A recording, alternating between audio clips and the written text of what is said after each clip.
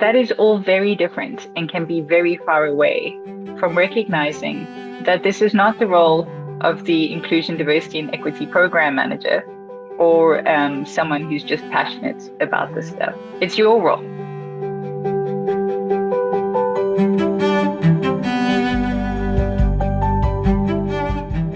Welcome, everyone, to Culture by Design.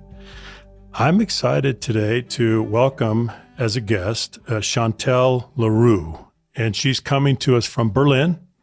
Let me tell you a little bit about Chantal. She's an Inclusion, Diversity, and Equity Program Manager for Amazon Web Services. She has a background in transpersonal psychology and special needs education. You're going to need to tell us about that, Chantal. That's a fascinating combination. Her work focuses on supporting people and recognizing and reaching their potential. Chantal, welcome. Thank you for joining us for this episode. Thank you for having me, Tim. It's great to be in your company, in your space. I love the work you do. I'm a huge fan of leader factors, so this is a treat. Well, it's a privilege for me. Chantal, let's go back and let's just start with your personal story a little bit. Tell us a little bit about your upbringing. When you were a child, let's start with that. I think what I'd speak to is how my upbringing has framed my journey into this workspace, because it is very much aligned with my purpose. So I was born very premature. And I mention this because I had a few developmental difficulties as a kid. And I was incredibly insecure, often described as oversensitive and too talkative, and didn't really fit in. And so for me, when I talk now in my workspace about this fundamental need we have to belong, this is very close to home. And I have a lot of empathy in this space. Another thing I'll mention from my childhood is I stuttered so badly that I pretty much gave up on speaking for a while. And at the time, that was really tough. But years later, when I became a therapist and was supporting kids and adults in various areas, including speech, I was able to reframe that. It gave me a huge amount of empathy and insight, and it made me the therapist that I am. So feel free to dig in more. There was a lot we could unpack, as with any human, I guess. There is so much that shapes us. Did you move around as a child? Not initially. I'm born and raised in South Africa and moved around the country a lot. But my first big move was to Beijing, China. And I lived there for almost 8 years on and off. And Beijing is in many ways my home. I think it always will be. I did a lot of growing up there. I also got my first job in Beijing. It was a big deal. And my mom lived there for more than 20 years. And then I've lived and worked in the States, and now I'm in Berlin. So you mentioned your rough start. By the time you got to, say, high school, what was life like? I hated school, Tim. I say that with a big dose of humor because I'm also a teacher. That's part of my background. So school was not a good experience for me. I had some key and amazing teachers that I was very connected to, but they were few and far between. And so leaving school it felt like freedom. And it was. I think university just allows so much more freedom to figure out who you are and who you aren't, and to do things differently. But I've always been very academic. So let me ask a question on that. One of the things that we have to acknowledge, based on all the research out there, is that learning is both an intellectual and an emotional process. And so when you look back and you say, I hated school, what's at the root of that? Was it the emotional side? Was it fitting in? Was it social and psychological? Because I would assume that it wasn't the intellectual part. It was actually both. I didn't fit in. I had a few close friends, and that could sustain me. That was fine. And I became more and more comfortable with not fitting in. It's certainly not something I would wish upon myself right now, is this need to fit in, right? Need to belong. That's something different. But I found school really boring. and unstimulating. And that is because, I'm a child of the 80s. And education, fortunately, has changed in many ways to be a bit more holistic and to include various ways of learning. But I found my education experience at school just very narrow, very dry. Let's fast forward a little bit. You have a background in transpersonal psychology and special needs education. Can you explain what transpersonal psychology is, and then this combination and maybe how that has helped and informed the work that you do now? Transpersonal psychology has been around for a long time, since the 70s. Many people don't know what it means, right? They've heard of different kinds of psychology, but not so much transpersonal. I think that is a branding issue. We're not great at marketing ourselves, but it's a huge field. It's fundamentally about psychology beyond the ego, beyond the personal ego. So when I'm working with a client, I'm not just looking at what is going on for them as an individual in the world. I'm looking at how they're connected to their surroundings, their environment, their family, their society, their sense of belonging and purpose, their role in our ecosystem, in the universe.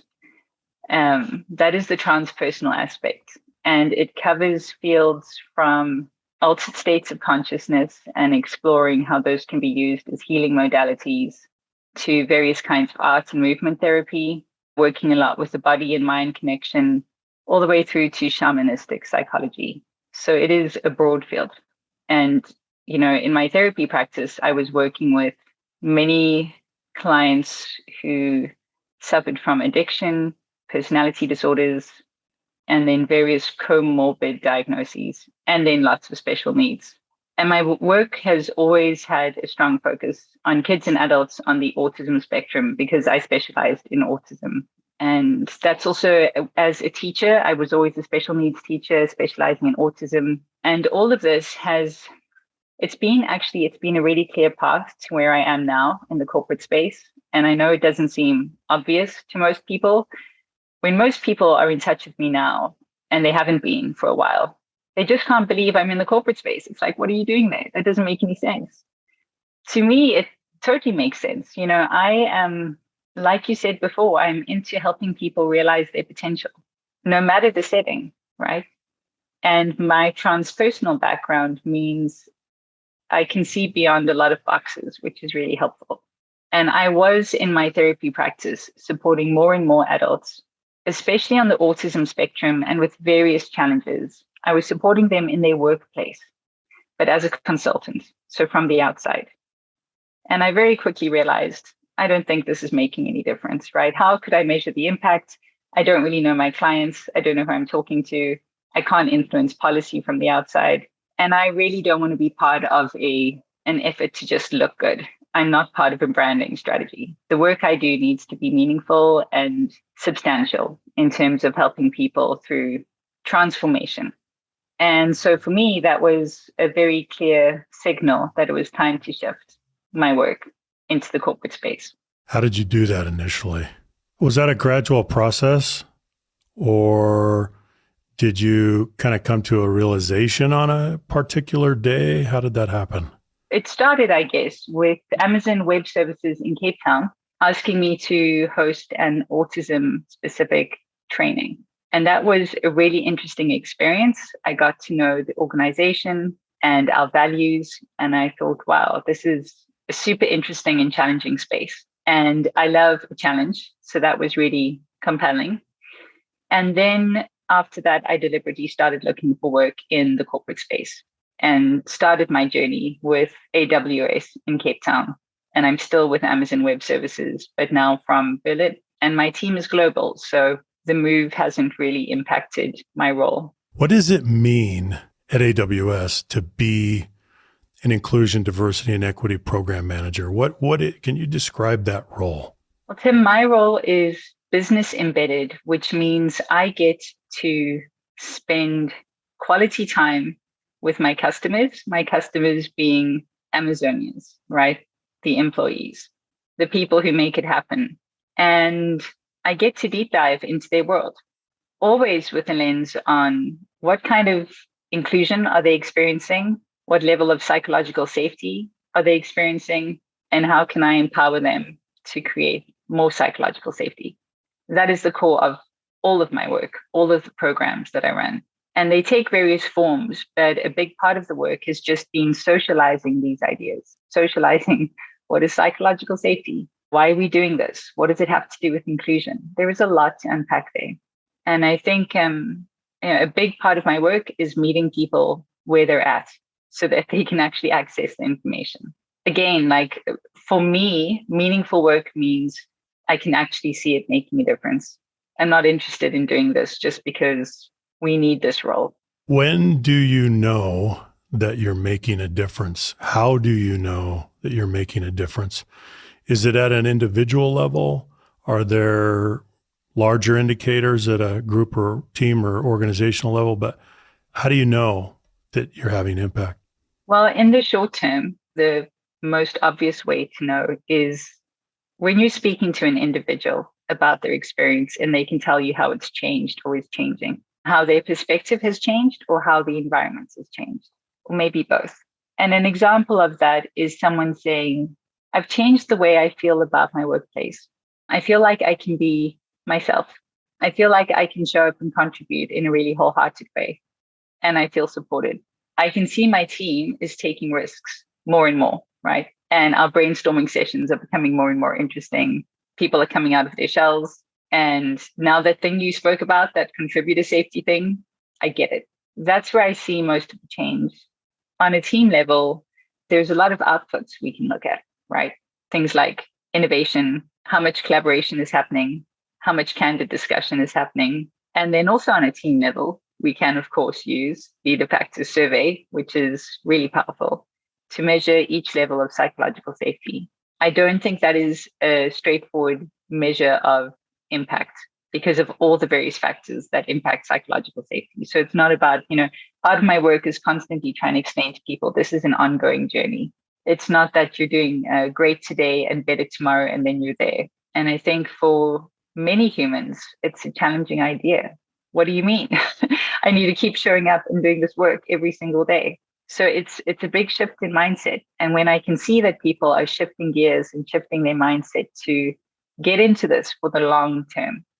And this is a real key Amazonian concept, is long-term ownership. So explain that a little bit, Chantal. What does that mean in the context of Amazon? A big part of this is when I make a decision as a leader at Amazon, I'm thinking long-term and I'm thinking like an owner. I'm not thinking about right now, what is the fastest, easiest, potentially for me, the most convenient thing to do?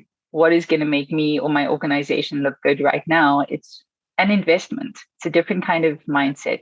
And it also means sometimes sacrificing certain things short term, including your own comfort, right? And that's a big part of inclusion, is oftentimes we need to put inclusion ahead of our own comfort. And we're able to do that and be resilient, knowing that this is a long-term investment. With a lot of inclusion work, people just want to get there faster.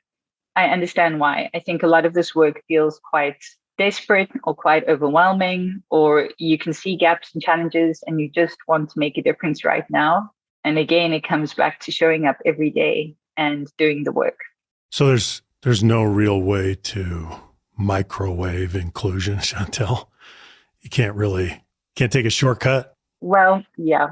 If we were to just focus on diversity and not inclusion and equity, and this is, I think, this very global conversation at the moment, what is that going to look like? It's going to look like a lot of very disgruntled people leaving because we haven't created an environment where they can thrive. So it's not that the short term doesn't count. And it's certainly not that we shouldn't focus on diversity. But we have to get behind this ongoing process called inclusion if we really want to make sustainable change and not have people burn out. Let's go deeper into inclusion. What insights can you share with us about inclusion specifically that you've learned as a practitioner that might be helpful for other leaders and other folks in all kinds of organizations that are listening to us today? The first thing I would say which might put a lot of people off. So I'm hoping people stick around for the rest of the conversation. The first thing I'd say is this is about really getting to know yourself. This is deep personal work. And the reason I say that is inclusion is not a superficial practice. You don't just go through some kind of motions and steps and check boxes, and then you're doing the thing called inclusion or creating psychological safety. This comes from how you show up as a human. And I think many of us, either we've been role modeled this or taught this in some way. We think that there's the work version of ourselves, and then there's the other version, right? So if I'm working on an essential leadership skill, for example, one that contributes to psychological safety, that is a work thing. And when the work day is over, that work stops too. And that's not how this works. When you get on this journey of building inclusion and are sincere about it and committed to it and thinking long term, it means deep diving into who am I as a human being? What are my personal values? How do those align with the organizational values that we have, with our principles, with how we make decisions? What are my beliefs? What are my biases?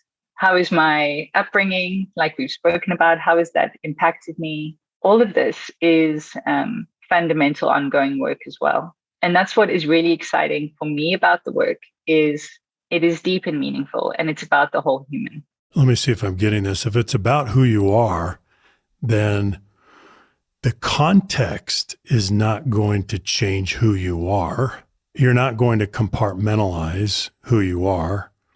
You're not going to have different versions of who you are. Am I following this? Yeah, well, not if you're authentic, right? Not if you're really showing up. Then no, you don't get to have different versions. You can switch gears, right? You do change how you show up depending on context, but that doesn't mean you change who you are.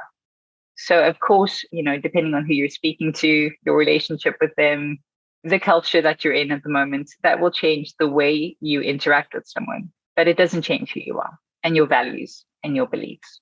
And so the more mindful we can be about who we are as humans, obviously, the more mindful we are as leaders. And then when we start to attend trainings for all these essential leadership skills, it goes a long way if we're already doing this deep personal work. When you do this, when you're helping people this way, and I loved the way that you framed it, Chantal, you said it's deep personal work. It's taking self-awareness and self-discovery and self-knowledge to another level. But in that journey, do you often find that we have to fight against acquired socialization, against the way we've been acculturated? Because I know, for example, let's just take one concept.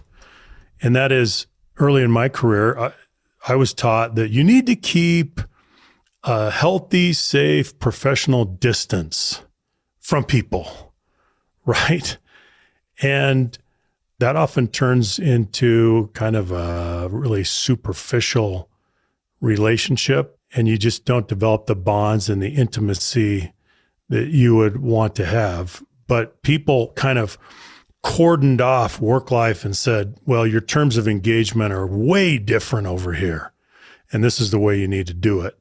So back to the question, do you find that we have to unlearn some things in order to get that right if we're doing that deep personal work? Yes, I do. And I'm also a great fan of healthy boundaries, right? Healthy boundaries are key for healthy relationships. So this is not about having no boundaries. And it's not about bringing everything personal into the workspace, but it means what I do bring is authentic. It's not a superficial version of myself. And that means whatever personal work I am doing will show up through this authentic version of myself, this authentic me. That doesn't change. Many people, when they realize how personal this work is and that it is essential to being a leader in the workplace, they're really relieved. It's like, wow, I didn't know that was the requirement. This is really good to hear because it takes a load off. I think it's a huge burden, and we often don't realize we're carrying it. To think you have to have more than one of you, right? The you that shows up at work and is whatever you think professional means and however you think you need to behave and be. And then you get home and you can just kind of relax and take it all off. I think that is a huge burden, and we often carry it around not knowing. And this, Tim, it's something I used to do and no one told me. I had to figure that out for myself. I was like, Chantal, what are you doing? And I had to really rethink, unlearn. How do you want to show up in the world? And that is how you're going to show up in your workspace. Why? Because you can. And you realize when you do that, the quality of your interactions, your scope of influence is much greater. The conversations you have are more meaningful, right? Things are more productive, more efficient. Like, this is just more of all the good things that we want in the workplace. But there are healthy boundaries. I can't help but think about the connection between the way we present ourselves and then the way others are able to feel inclusion. Because if you're not presenting your true, authentic self, then how do I connect with that? If it's not genuine, if it's not authentic, then how do I connect with you? If you're surface acting, for example, then it's not real and I can feel that. I think we have an innate sense, ability to feel intent, right? We have natural equipment to be able to sense intent and genuineness and authenticity. And so if it's not there, then how do I get a sense of belonging in an artificial environment if people are acting that way? I think that's going to be hard. Exactly. Because what they're picking up is, you're not safe to be yourself. I'm certainly not safe to be mine. A great question that comes up quite a bit is, Chantal, I'm really wanting to be authentic. I really do. But I don't know when I am, because I'm still figuring that out. I'm still figuring out like all the layers of, is this me? Is this authentic me? Or is this what I've been taught to be and do and say? And the way I figured this out was spending lots of time with kids in my therapy practice and as a teacher, right? Because little humans, I think, are really good at indicating when you're not being authentic. They can pick it up, and they're not going to give you the time of day if you're not being real with them. Like, why? They're not part of the social game. Whereas at work, it can obviously be pretty awkward and challenging to say, Tim, I don't think you're showing up in a real way right now. What's going on with you? But a kid will. It reminds me, early in my career, I had a boss. He was a well-intentioned person, a good person, but he was so scripted and rehearsed and staged that I could not connect with him. There was no opening. There was no point of entry. There was no way for me to get in, to build rapport and to create a relationship. It didn't matter. I'd come from the left. I'd come from the right. I'd try to find an opening. There was no opening. He was so good at his act, and I could never get there. And he was my boss for about 2 years. I could never get there. He wouldn't let me in. He was doing his professional presentation of himself. And so that's just a case study for me. And it prevented inclusion. There was no way. There was nothing to connect to because it was artificial. It was superficial.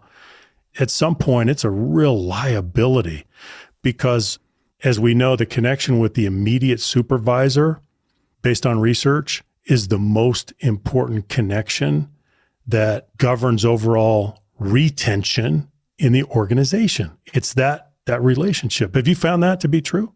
I have.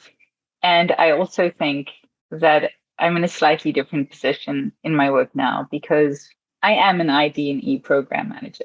So I see my role as, when I encounter someone who's pretty shut down to being authentic, I really consider it my role to insist on showing up and being authentic over and over. And it's not with the intention of changing them. It's just that I have to sometimes put in a lot of effort to keep doing that and insist on being authentic and being open to that relationship. Because when and if they are ready, there will be a way in. And part of that for me is insisting also on recognizing more than what is on the surface. In other words, if I'm speaking to someone who seems really shut down and scripted, I can recognize they're probably really fearful or insecure, and they need a lot of support. They don't need judgment. And so I become that person. If you need me, I'm here. And I'm not afraid to have tough conversations with you. And I'm not afraid to sit with you for a while in awkwardness while we figure something out. But I'm still here and I'm still showing up. And as awkward as this might be from the outside, for me, it's still really worthwhile to show up and be authentic and just hold the space for whatever happens. But I think many people don't do that. When someone is shut down, they don't hold the space. They're like, okay, whatever. I don't think we're going to have a relationship, or I'm just going to avoid you. And that's okay. But that's not my role. I love what you said. I'm willing to sit with you in awkwardness. And then maybe at some point you will relax and disarm and let down your guard. And maybe there's an access point there. I love that. That works, doesn't it? It does. And Tim, when you can start to see that authentic person coming out, it is just so joyful, right? That is a really real connection with another human. And it's incredibly vulnerable. And that is where transformation happens. Let's connect this, what we've been talking about, Chantal, to the inclusion as an applied discipline, as a practice, not just a theory, because I know this is a big insight for you. Tell us about that. So I think, especially in today's global climate, who is not going to put up their hand and say, I'm all for inclusion? And I think a lot of that is very genuine, right? We all want to be inclusive leaders. The leaders I work with, for sure, they do want to be inclusive leaders. And they might even understand the theory. So, I mean, just unpacking the theory of why inclusion is core business, there's a lot there. There's a lot we need to get our heads around and our hearts around. But even if you're up for all of that and you get the theory of inclusion and you do believe it's core business and you're prepared to assign resources to this space, that is all very different and can be very far away from recognizing that this is not the role of the inclusion, diversity, and equity program manager or someone who's just passionate about this stuff. It's your role. And you need to show up every single day as an inclusive leader. And there are many strategies that we can provide, and we do, to empower you to do that. There's a lot of support along the journey because you will screw up, right? That's also part of the journey. But it's an ongoing practice. It's not agreeing to it in theory. It is committing to a daily practice.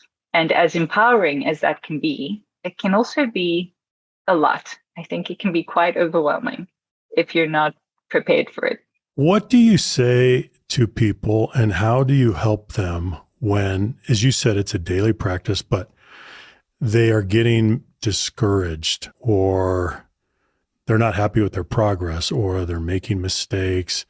What do you say to them? How do you help them? Usually that is about some kind of inner work that needs to happen for that leader. It's often about, this isn't happening the way I'd like it to happen. So there's an issue there with expectations. I thought that I would do this thing differently in my meetings and I would get a certain outcome, and I haven't. And that's really frustrating or disheartening, right? Part of it might be about unrealistic expectations or really focusing on the wrong thing, the wrong outcome. Another part of it might be, I'm exhausted. Yes, I'm a leader. I have a vital role to play, and I am exhausted. There is a lot going on. So this practice is exhausting, and I kind of want a break. And that's very human. Especially with inclusion, it takes so much emotional energy. And you have a day job, which is mostly about executing and all of the enormous work that you have to do. For some people, that additional emotional workload that you're asking me to do, that can be overwhelming. There's two kind of main ways I think about this, Tim. And the one is, any strategy I provide a leader and I support people with is embedded into what they do. It's not an optional extra and it's not over and above. So I'm very interested in looking at what you already do and how we can insert inclusive strategies into that. So it's not an extra lift. It's changing how you do things. And oftentimes the exhausted leader who's talking to me about this, The things that are really draining them, it's not the workload. It is the human stuff, right? It's dealing with all kinds of issues related to the human beings that we support. And that is really exhausting. And if we commit to these practices of building inclusion, we address the root cause of many of these other issues, right, that are draining you right now. And that's across the business, in every role, in every corner of doing business. So the one thing is to look at how can we integrate strategies better and align them with what you're already doing. I don't go with a wish list and say, here are the things I'd like you to do. It's what is viable, what is going to meet your team where they're at, and what can you take on right now. But then you commit to it and you do it consistently. And the other thing for me is boundaries. You might be a leader and feel a huge amount of responsibility and pressure to create psychological safety and do all this stuff and get it right. But you can only do what you can do on that day. And some days it's not going to be as great as other days, and it might not be as intense or as intentional, and that's okay. And for me, that's a boundary issue. And the personal work there is often self-compassion, which I think more than any of the strategies we often talk about, I think self-compassion is one of the most misunderstood, underused, and one of the hardest things that we can ask people to do. So explain that. Well, the first thing I explain is self-compassion is not about you. It's about everyone you support. Because many people have and will say to me, Chantal, the self-compassion thing, I'm not really sure what it is, what it looks like, or why I need it. Like I've got through the last 40 years without it and I'm doing fine. And my response is always, okay, but think about this. It's about role modeling self-compassion. And when you do that, you give others permission to do the same. That's why you do it. And often that kind of perspective is a light bulb moment. And it's energizing. It's like, oh, if I'm doing this for the people I support, oh, that's different altogether. I will definitely do that because I'm an awesome manager and I'm passionate about the people I support. But will I do it for myself? No. That's so fascinating that we're animated and motivated to do that for others, motivated enough to do it, but we don't feel that kind of same motivation when we think about ourselves. That's ironic. Yeah, it's tragic. I think we are taught this in many different ways. With all the people I've worked with across the globe, no matter where they grew up, which culture, which society, what kind of beliefs, we all know phrases like toughen up, get a thicker skin, don't take it personally, don't be so sensitive, it's not about you. Basically, be hard on yourself. These are universal patterns that get stuck in our minds and in our bodies, and they really affect how we show up. And these are compassion blockers for sure. I like the way you frame that, compassion blockers. Do you have any other insights to share concerning inclusion specifically? Yeah, I think often and in many different ways, when many of us think about inclusion, we still have quite a superficial idea of what we're including. And so it might be something very surface level, like, yes, inclusion means lots of people all together and they look somewhat different from each other, or maybe they're from different places on the planet. That's inclusion. And I think that's the point. And that's not it. Inclusion is so much more than that. And it's also definitely not about tolerating all these different people and mindsets and beliefs and backgrounds and identities. It's not about tolerating them. It's about accepting them in a very deep and meaningful way, which in my previous life as a transpersonal therapist, I would use the word love is a big part of inclusion. And it's big love. It's a universal love. And that can only really come when you understand things like self-compassion and why it's an essential leadership skill, and how I treat myself, how that really impacts you, how I show up in our relationship is about me, that those boundaries between me and you and all these different people that we're trying to include, a lot of those boundaries are actually not substantial, that we're a lot more connected than we recognize. So that's maybe a long-winded way of saying, Tim, I think inclusion is much more about human connection on lots of different levels than we tend to talk about. I think maybe a lot of times we kind of frame inclusion as toleration. We're going way beyond toleration. I like to think of it as celebrating, right? If you really want to get there, this is about celebrating, not just celebrating differences, celebrating whole humans, all of it. Can we just go back and talk a little bit more about ownership, owning inclusion at a personal level? What have you learned about that, Chantal? Because ultimately, we talk about it institutionally. We talk about it, right? We communicate it in organizational terms, and we talk about our cultures in organizational terms, and we want certain prevailing norms in the organization, and we want the organization to behave in certain ways, but ultimately it comes down to the individual, doesn't it? So any counsel or advice in this area? Well, I don't know if it's counsel advice, but I'll just tell you how I think about ownership. Ownership means when you're walking down the street, not in your workplace, and you observe something that could be a subtle act of exclusion happening to anyone, it is not okay with you. And you become an ally in that moment. You choose to do something about it. That's ownership. And the reason you're doing something about it is because you have a really complete understanding of not addressing that subtle act of exclusion there on the street impacts your workplace, no matter what your workplace is, right? And it impacts you as a leader in your workplace, no matter what your role is. And for many people, that can be a really big stretch. It's like, really, does it? Yes, it does. Everything within the workplace reflects what's going on around the workplace, of course. And again, the way I see the organization, it's really interesting to think about this, especially when you're thinking about Amazon, right? And the size of the organization and the impact we have across the globe. It's very clear to see that we're embedded in everything else that is happening. And that's what I mean by ownership. There is no boundary between addressing something in the workplace and addressing it outside of the workplace. It's not that your values suddenly shift, or if you're a really strong ally for inclusion in the workplace, you're not going to stop being that ally outside of the workplace. That's ownership. But if you can still turn this on and off at will, or just because you're not thinking about it, I would say ownership needs a bit more development. Ownership means in every context, all the time, no off switch, because those are your values. In every relationship, exactly. In every relationship. Yeah. And it's to say, if I'm doing the work in one space, I'll do it in the other space.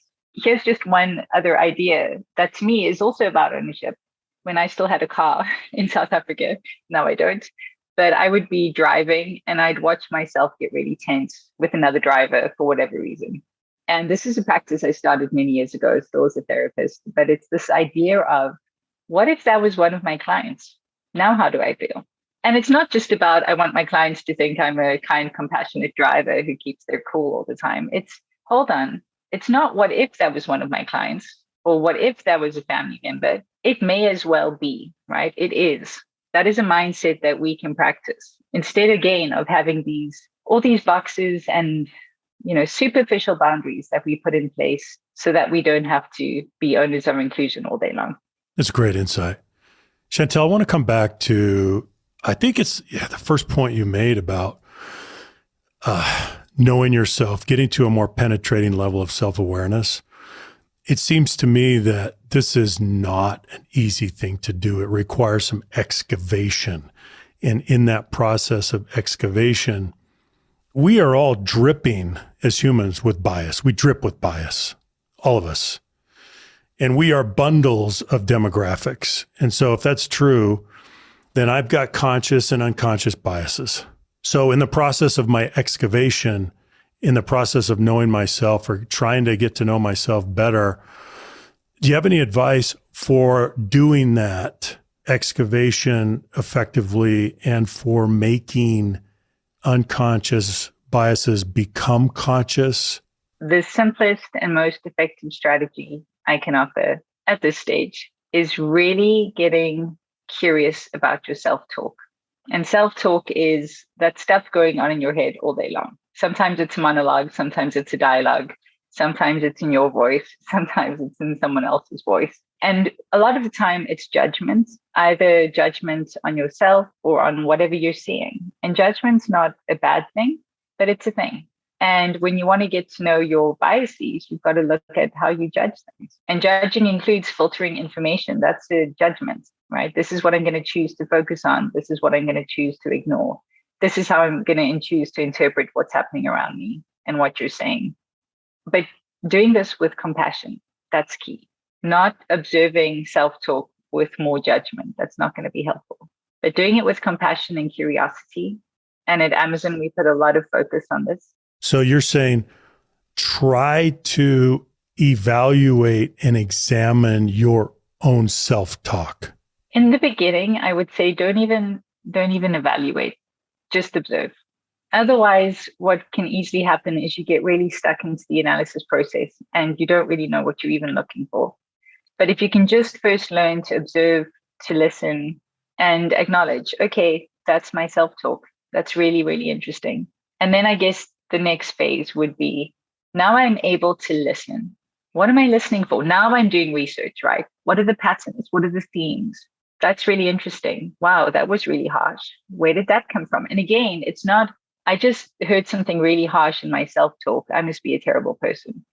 That's really interesting. I wonder where that comes from. And this is the deep personal work, but you do it with compassion. Otherwise, you're going to shut that door again. And so that's how I think you can unearth these things in a way that's actually pretty simple. And you can do it all day long. And this is a big part of mindfulness. You know, many people want to be more mindful, but they don't really know what that means. And this is one way to start. I like the way that you said that. So begin step one, observation. No judgments, just awareness and appreciation for what's going on. Step two, okay, now we're going to get into pattern recognition. What's happening? What patterns do you see?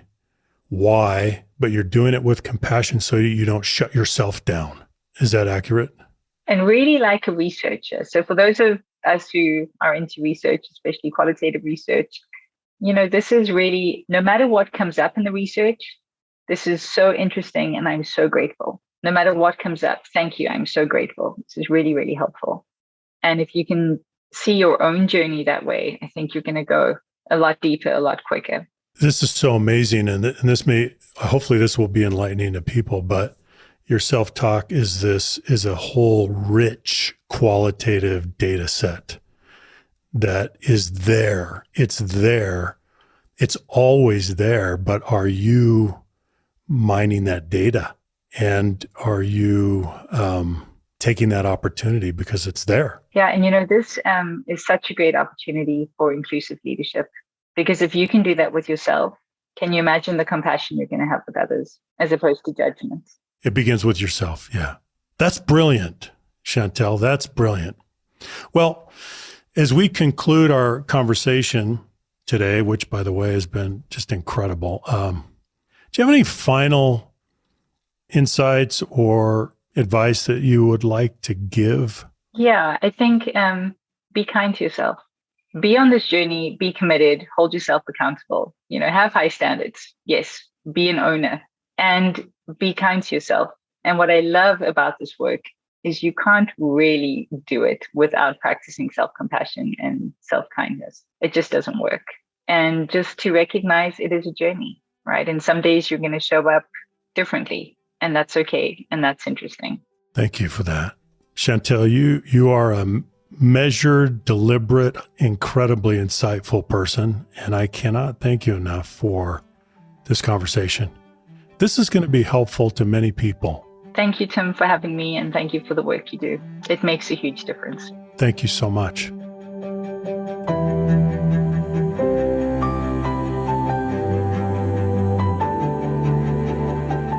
Thanks for joining me today on the Culture by Design podcast. Be sure to subscribe and listen to new episodes every week. And if you'd like to see more of the work we're doing, go to leaderfactor.com.